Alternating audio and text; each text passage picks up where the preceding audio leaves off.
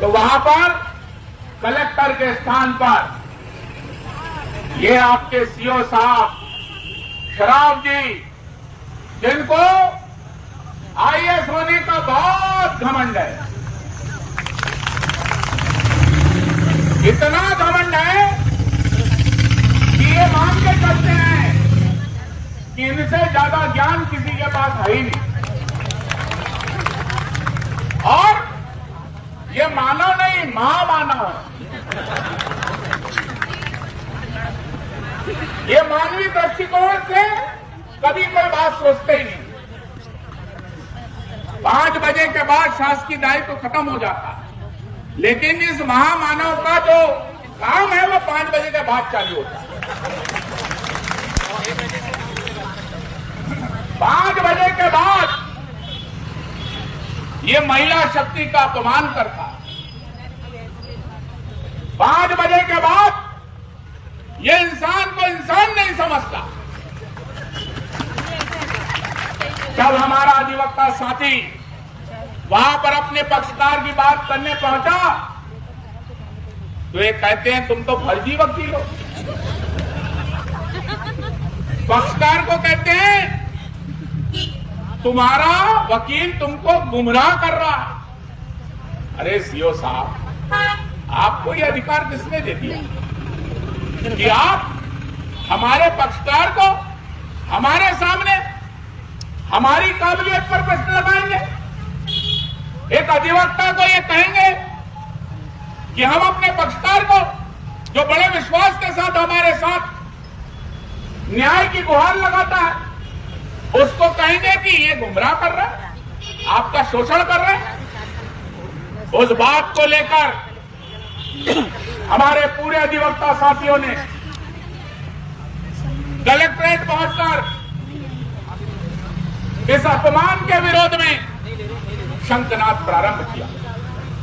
और जैसे ही हमने कलेक्टर परिसर में पहुंचकर जिला पंचायत सीओ मुर्दाबाद के नारे लगाए तो मैं आपको बताऊं साथियों कि बहुत सारे आपके कर्मचारी मुझे लगातार फोन पर बधाइयां देने लगे, फोन करने लगे। ये जो आज आपकी हड़ताल है, ये हड़ताल में हमारे पहुंचने का उद्देश्य कोई राजनीतिक उद्देश्य नहीं है। हम किसी सरकार को कोसने यहां पर नहीं आए। हम सिर्फ ये बात कहने आए हैं कि एक इस तरह का अधिकारी हमारे बालाघाट में पहुंच चुका है जो इंसान को इंसान नहीं समझ रहा, कर्मचारी को कर्मचारी नहीं समझ रहा। और इतना सब होने के बावजूद कौन है वो जो इसका संरक्षण कर रहा है? इतने विरोध के बाद, इतने विरोध के बाद जब नाक के ऊपर से पानी निकल गया, सड़क पर सारा मातहत कर्मचारी आज यहां पर बैठा हुआ है, तो ऐसी क्या मजबूरी है कि ऐसा अधिकारी अभी भी अपने पद पर काबिज है? उसका कारण यह है साथियों, जहां तक मुझे जानकारी है, उसके बहुत सारे तो नहीं कहूंगा, एक दो जो दलाल किस्म के लोग हैं वो उसके नाम पर और उसके काम पर जो उगाही का काम करते हैं, और उगाही करते हैं किस बात की? वो किसी ईमानदारी की उगाही नहीं। अगर आप इतने ही दूसरे धुले अधिकारी हो, अगर आप बहुत ईमानदार हो, तो आप गलत तरीके से कर्मचारी को, ठेकेदार को किस तरह की अवैध वसूली करके कहां तक पैसा पहुंचा रहे हो, हमको सारी जानकारी है।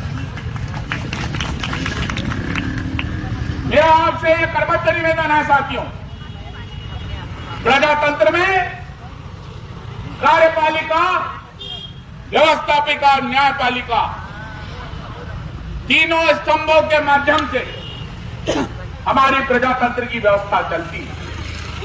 और एक और स्तंभ है हमारे पत्रकार साथियों का चौथा स्तंभ, जो इस तीनों स्तंभों पर सच्चाई के माध्यम से, वास्तविकता के माध्यम से नजर रखा। व्यवस्थापिका कानून बनाती है, कार्यपालिका उस कानून का क्रियान्वयन करती है और न्यायपालिका जब किसी कानून का अनुपालन गलत तरीके से कार्यपालिका का आदमी करता है तो न्यायपालिका उस पर न्याय देने का काम करती है।